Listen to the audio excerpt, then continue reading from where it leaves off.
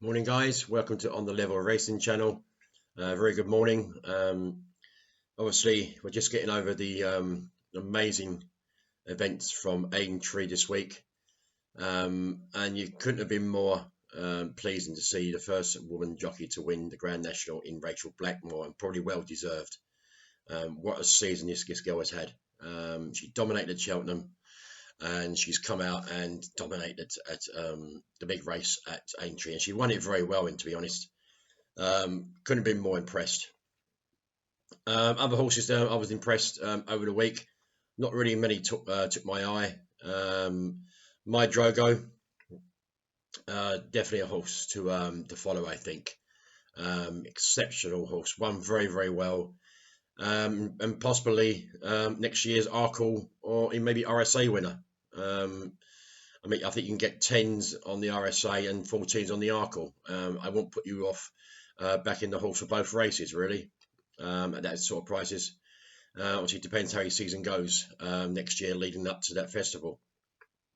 Other horses to take out the race. I thought Bouvier ran a cracking race for Nicky Henderson. Clocking back the years, ran exceptionally well. Nothing really stood out for me over the week. There was a couple of nice winners there. Braves Man's Game again. I think the horses had a very hard season. But then again, you can't complain with the winner who won the race. But run well again. Couldn't take away from the horse. So really, without really getting stuck in and waffling over Aintree. Aintree's gone now. We didn't do too bad actually on the blog, really, on this podcast. Sorry, we were struggling the first 2 days, but the last day we actually ended up nearly £80 in profit, which is considered it was a difficult week. I can't complain. The each way bets really came through at big prices, especially the two bumper runners there run very well. So today, the main meeting that we have is Leopardstown, which we have the Guineas trials this weekend from Ireland, the 1,000 and 2,000 guineas, and obviously we'll see how well O'Brien's 3-year-olds have progressed. We're going to start off actually in the 140, which is a maiden over a mile on good ground for 3-year-olds. Quite good prize money on here, €7,200 to the winner. At the head of the market there is Aidan O'Brien's horse there, HMS Seahorse. O'Brien's won this, Aidan O'Brien's never won this race, surprisingly. And it's not really a good race for the favourite either. If we have a quick look at HMS Seahorses here, one run as a 2-year-old, a juvenile, when he finished in 4th over at the Curragh, over 7 furlongs, behind a horse called Max Swinney. And then it's had a benefit run back in March when finishing 5th to a horse called Earlswood. Earlswood, that's a quite impressive run, considered Earlswood. It's got a line form. Give me a second here.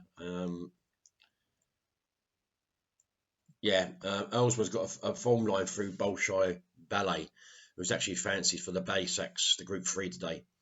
If we look at that race there, with Earlswood winning there, 3 come here in this race. Savolci of Jim Bolger's, obviously O'Reilly for Jessica Harrington's horse, and both come into this maiden.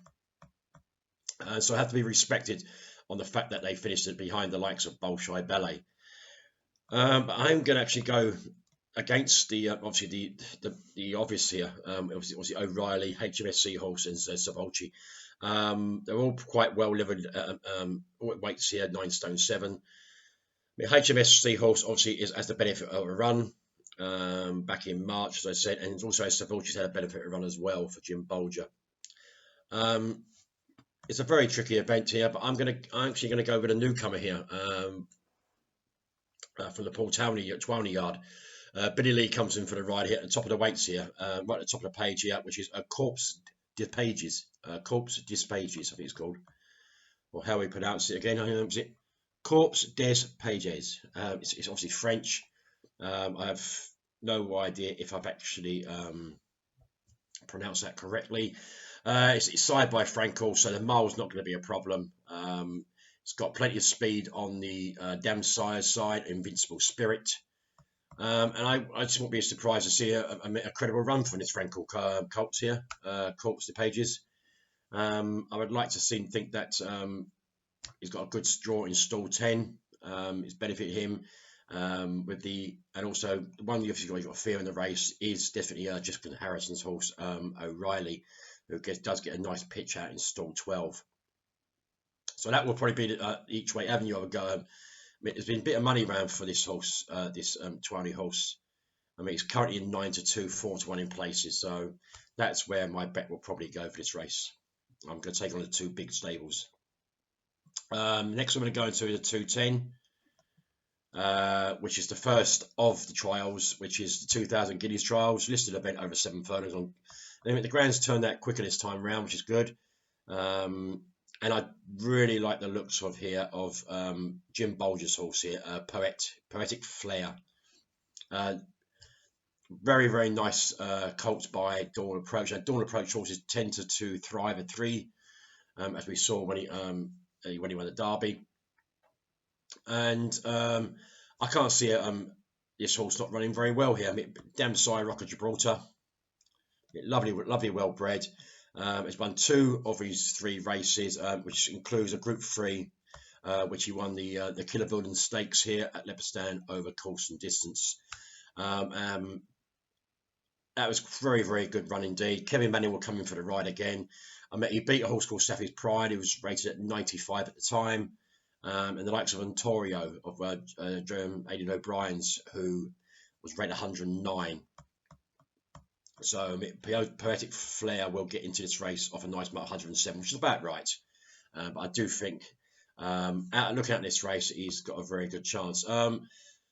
If we look at O'Brien's horses here, I think if we look here, we're probably looking at things like Merchant's Key. We'll probably have to step up with a mark of 97. And also he's got Horoscope. The Horoscope looks like on jockey bookings with Ryan Moore coming in for the ride. This looks like the obvious choice from the 2. But I just don't fancy me. Okay, he won a 20 runner race, a maiden at the Curragh by 1 3/4 lengths. Went away well there back on the 21st of March. But I think you have to. I mean, a bit like sort of Rest Yard and Silverulchi that day, which obviously gives the form a little boost. However, I think Poetic Flair's got a little bit more going for him, and especially with Kevin Manning and Jim Bolger teaming up last year to win this race when they took the spoils with was it 10-year ticket. On to the 1000 Guineas trial, which is the 240. Again, over 7 furlongs on good ground. It's a Group 3. Obviously, there's a couple of nice runners in here. It's won last year by O'Brien and Shaman Yevherton with Love Locket. And again, they're very well represented here. They've got the like of Empress Josephine.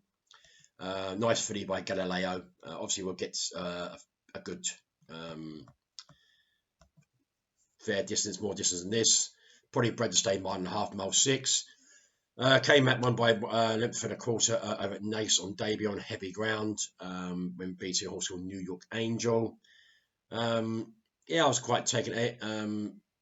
Pushed out a furlong out and went all the way to the line and won quite convincingly in a 19-run affair. Again, he's got another nice horse here, Joan of Arc, who is actually in the Guineas betting. So he's obviously Empress Josephine. I mean, they're both in the Guineas betting at the moment. I mean, Empress Josephine is actually top of the market. And again, they have here a horse called Joan of Arc. Ran very, very well from a very bad draw, actually. When winning from stall 5 here over the Curragh.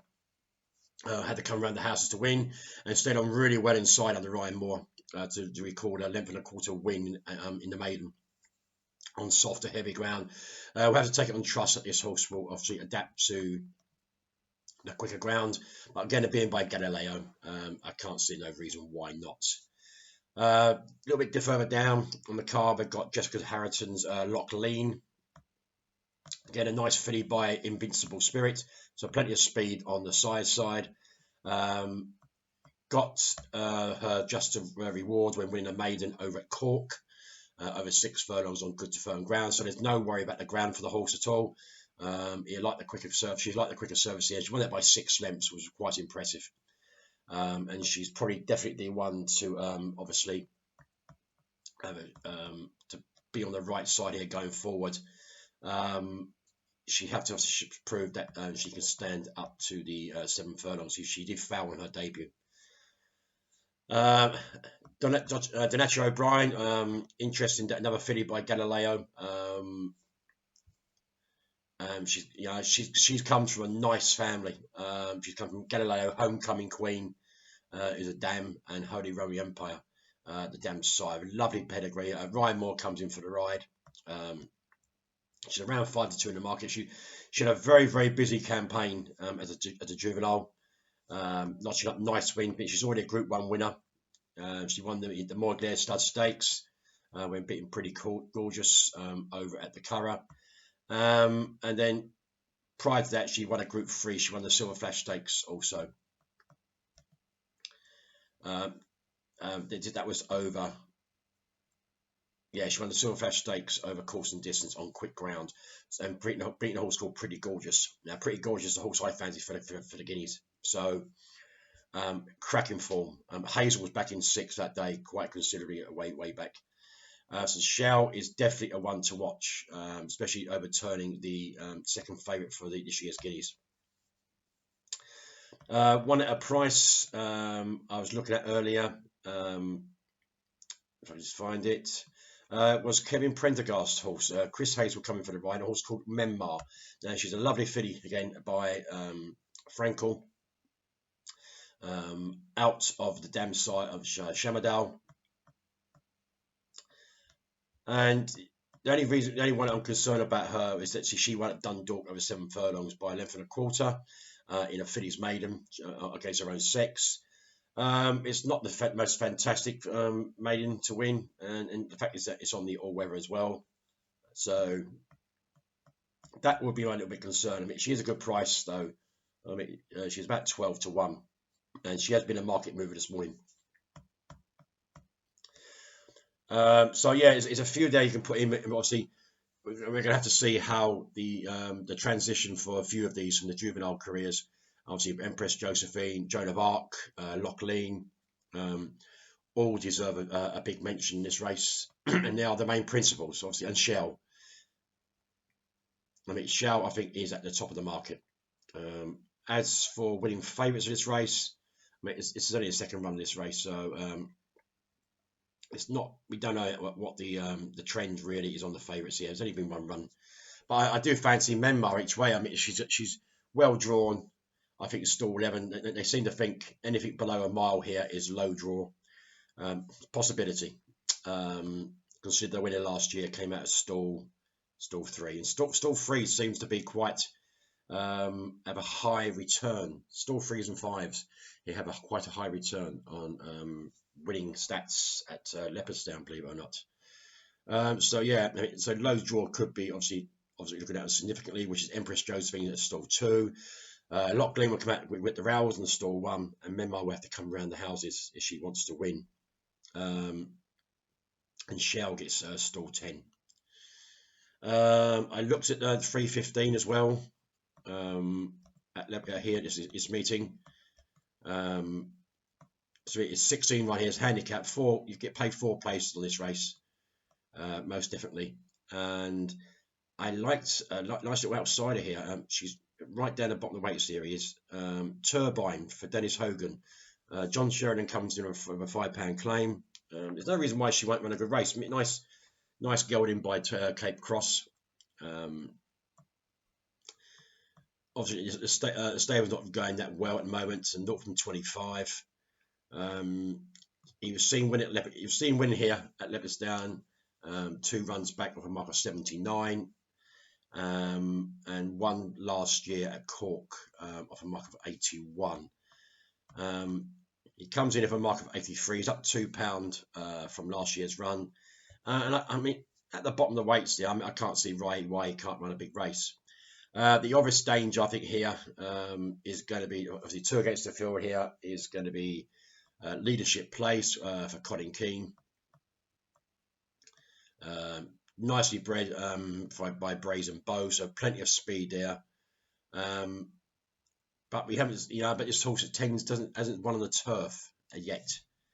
He's recorded 2 wins at Dundalk last year, and he hasn't won since. So he's got to try to adapt that all-weather form on to the turf, which he hasn't managed to do yet. Another one here, obviously, is Kevin Prendergast horses also. Chris Hayes again, Moldlehim. It's last seen winning nicely last time out.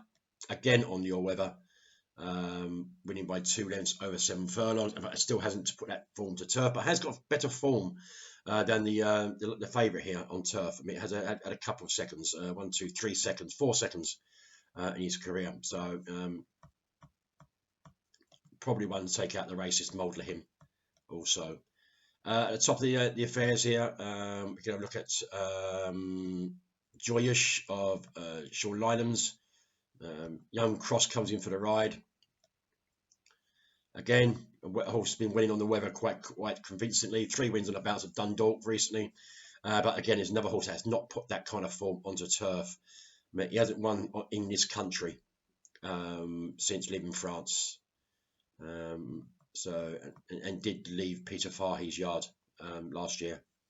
So yeah, I mean, it's a very, very wide open handicap. I'd like to think like off 8 stone 11 with a £5 claim, 8 stone 6. Turbine could run a big race here first time out this season. I mean, a nice little each way price as well, about 14s. I mean, Irish racing, as we know, the flat season's just starting, so we don't know what we're watching here. Really, it's all a guessing game. But however, we just might stick the yards that have actually kicked off quite well. Then we're going to go for the Ballysack Stakes, which is the 345, the Group 3, which is probably the highlight of the day. Over 1.25. Obviously, the strong favourite here is Bolshoi Ballet for Aidan O'Brien, who has won this race on the last 3 years. In fact, this race has gone to the O'Briens, father and son, over the last 4 years. I mean, Bolshoi Ballet deserves to be a good favourite. Nice colt by Galileo. Currently around 7-4 in the market. 1 over at Leopardstown, 1 here over a mile. Quite convincing winning the maiden. When we know we beat O'Reilly, who runs in the first in the maiden, and Salvucci also, and also that form has been boosted by Earlwoods, who Daniel 7th went on to win the maiden as well. So yeah, I mean the form is around Bolshoi Ballet. The way he won his maiden here over a mile was quite impressive by 4 lengths. That was heavy ground though, so it's the first time this horse is actually attempting to run on quicker ground. It would be unbelievable. Obviously, Henry de Bromhead's got 1 horse in this race called Katina Zapata. I mean, wouldn't that be a dream if this horse won this one? You know what I mean? I mean, that would probably cap it off for the whole weekend. I mean, he's ran a 40-1 shot for this. I'm surprised there's been no money just purely because of the yard. 3 runs on the all at Dundalk. Hasn't run too bad. I mean, he picked up a win at Dundalk back in December last year, and did run did bad too much when finishing 3rd. Only beaten 6 lengths to a horse called Two Glory. Rebel Step was in that race, by the way. It was a length and a half in front of him, giving at level weights. And I think he runs in the handicap prior. I think he runs in the handicap in the 240. So be interesting how well that does. But I mean, Katina Zapata, you can't put your backing off. It's 8 runners, first 3. I can't see no reason why this horse can't obviously run a good race. I mean, yeah, it's a Group 3 in the flat, so it's a bit different, isn't it? I mean, Henry Bromhead's not really known for having Group 3 winners on the flat. So down at the bottom, you've got Dermot Weld here. Colin Keane comes in right on Wookrood. Derek Well won this back in 2016 with Harzand. And yeah, Wakud could be a nice, definitely nice looking colt here by Dabawi. Obviously, damn side was Tefilio. Obviously, Tefilio didn't really go on as a juvenile, obviously due to injury. And the dam wasn't too bad of it, Tafasha.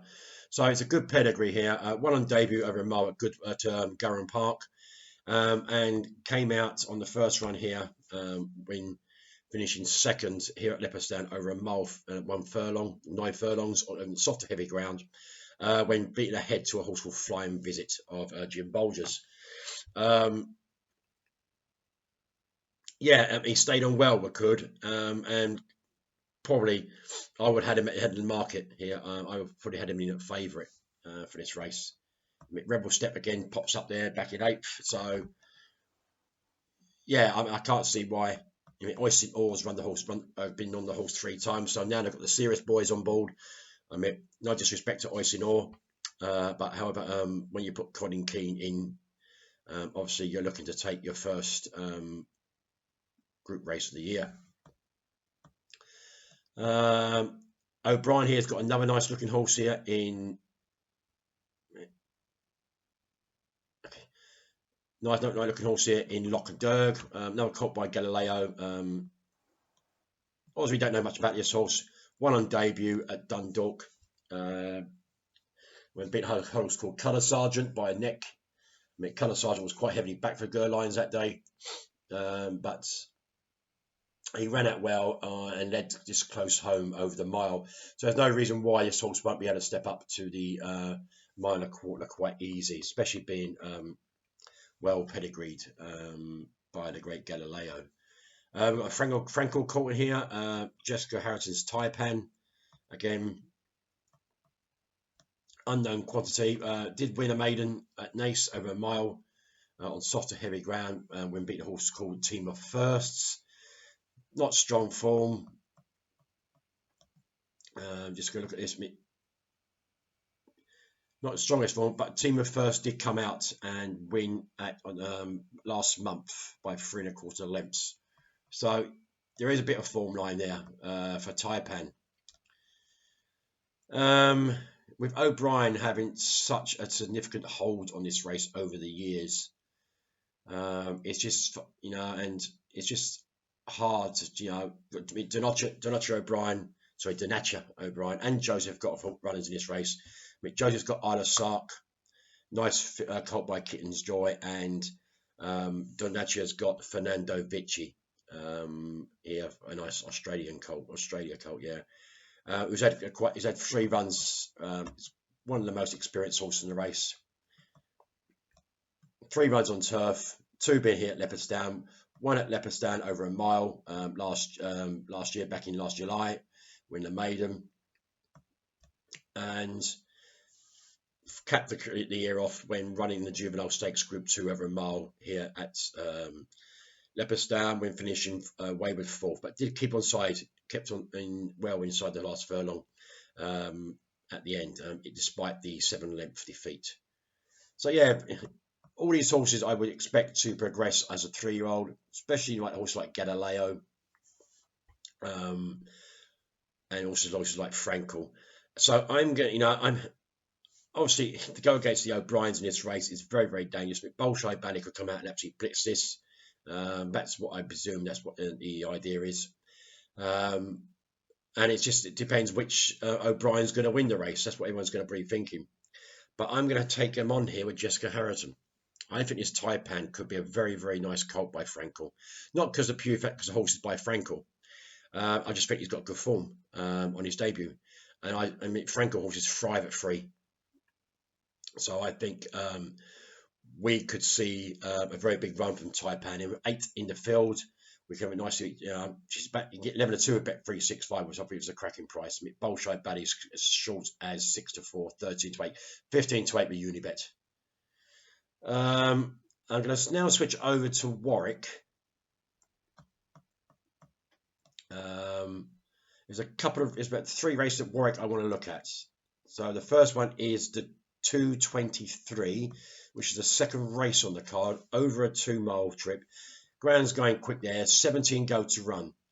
And I'm hoping, with the experience behind him, I'm hoping here that Raffle Ticket could get compensation from when falling last time out. I mean, there's a couple of horses down the bottom of the weights there. You got Nick Gifford's horse here, Zuba, who had a rating of about 75 on the flat. And Voice of Calm, about the same. I think Voice of Calm was 75. I think Zuba was about 83. But I think the less, they haven't had that experience yet, really, for me, enough to really have to win this race. This should go to Raffle Ticket, really. This should go to like Menley Rowley's stable here. I mean, he looked all over the winner last time out at Hereford when scooting clear, just sadly made a very bad error, and it was 2 lengths clear going away, and he fell at the last. So it's compensation time. Alex Edwards rode him that day, and we'll keep the ride, the £3 claimer. I think Raffle Ticket there would probably be the nap of the day, I think, looking at that. I mean, he's not going to get a better chance of winning a very average novice hurdle. On to the 255. 5 go to run here, very small field, 3 over 3 miles on quick ground. There's been a lot of money around for the top weight here. One more flurry.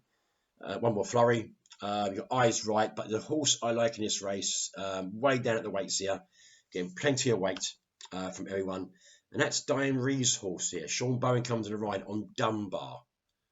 I don't think, even though his horses run not significantly well in the last 2 runs, he's only a first season chaser, so he's still learning the game, and the handicap has really dropped him down here. I mean, they whacked him in off his hurdles ratings up into 108 on debut, under just shy of 3 miles, when finishing 6th off a mark of 108.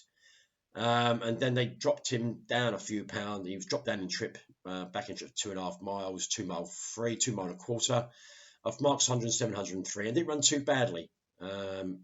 So, I mean, he's in about 108. He's in a mark of 100. I mean, he's been dropped to another pound, another £6.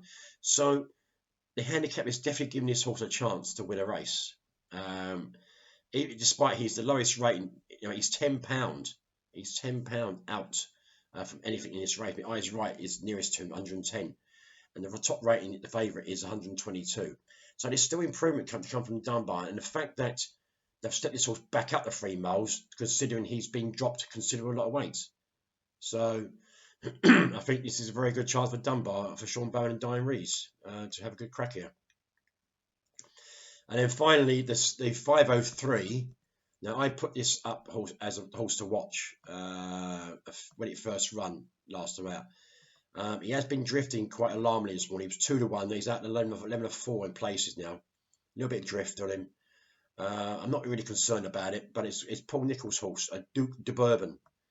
Now, if you ever get a chance to go on ATR, look at the run that he last time out at Doncaster. That was over just shy of 2 miles 4. He got a rate of 111 there, and yeah, okay, he lost by 7 lengths, but he wasn't given a hard ride by Lorcan Williams at all. I mean, obviously, yeah, if you think, okay, if they're going to win this race with him, they're going to use Harry Copton. Not necessarily. I thought Lorcan wins. It's £3 claim off his back. I think Lorcan can definitely get his horse back up. Like I said, he was given no harder race. If you go on ATR, log into ATR, you can look at the finish of the race. So you can look at the last 2 furlongs and the last 2 jumps. He was absolutely on the bit the whole way round, travelled enormously well. And I just don't think Lorcan really was watching what was going on in front of him and what was developing, because the horses kicked on from the last, and he still picked up, but he wasn't given a hard ride. Even though he was in 5th, he literally he got up on the line to be 4th, but he did that quite easily. I mean, Lorcan didn't push him at all, and he still was staying on. So yeah, I think this horse here, Duke de Bourbon, could be my MB of the day. Definitely next bet, especially now it's 11 of 4. A nice little drift on it. It was a bit short at 2 to 1, I thought. So 11 of 4 is pretty reasonable. So I'm going to go back over the selections for you. So bear with me. I am just going to get up Leopardstown.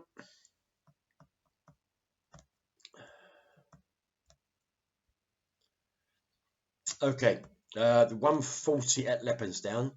I'm going for half point each way on the top weight here. No, sorry, not each way. I apologise. So I'm going to 1 point win at 9-2 with Bet365 on Corpse de Pages.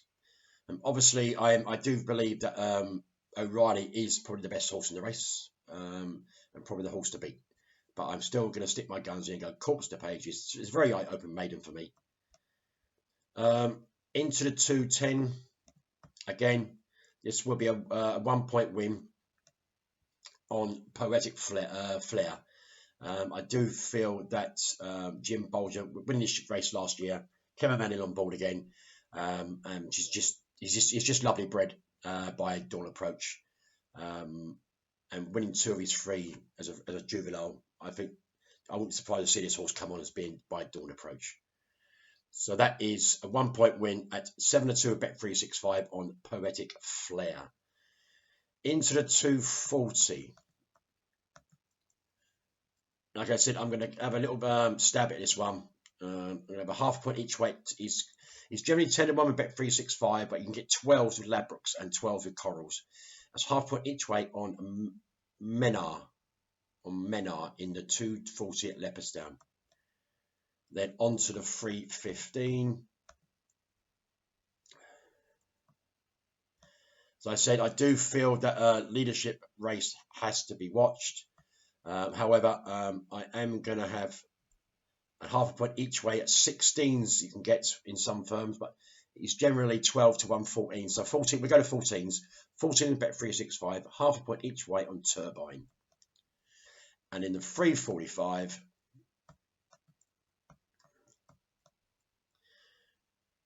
I think obviously Bolshoi Buddy is the horse to beat, as we all know, but I'm going to half a point each way at 11-2 with Bet365 on Taipan of Jessica Harrington's. Shane Foley comes in for the ride. And then over to Warwick, the free runners. So it'll be a 2 point win in the 223 on raffle ticket, which is a nap of the day. And then the full 255 Dunbar 1 point win at 4-1 generally. And in the 503, it's a NAB 1.5 win, 1.5 points win on Duke de Bourbon at 11-4 with Bet365. So it's a layout of about £95 for the day, lads. I said, I think with that £79 or £80 profit we had from Aintree, I think we were down about £60 going into that meeting. So obviously we're at about 20 quid up, I think, roughly, coming in off this month. So it's not good, but it's still early yet. We're already like a third of the way through. So that is it for the day. That's the selections. Please obviously try and listen to the podcast. If you can't, don't worry about it. Okay, I'd rather you would. And so that's it. That's on the Level Racing channel. Signing out. Have a good Sunday. I'm now going to go and rest again because I've not been too well. So I'll go and get some rest. And have a good day, guys. Good betting. And it's on the Level Racing channel. Signing out. See you later.